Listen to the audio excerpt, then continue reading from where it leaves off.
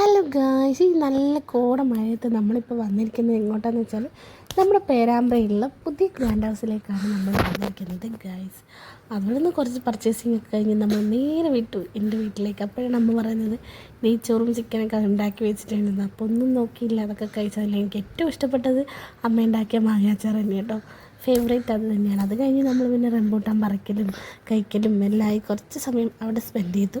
അവിടെ നിന്ന് കുറച്ച് സമയം നിന്നു. ഇതൊക്കെ പറിക്കുവാണെങ്കിലും ചാറ്റൽ മഴയൊക്കെ ഉണ്ടായിരുന്നു കേട്ടോ.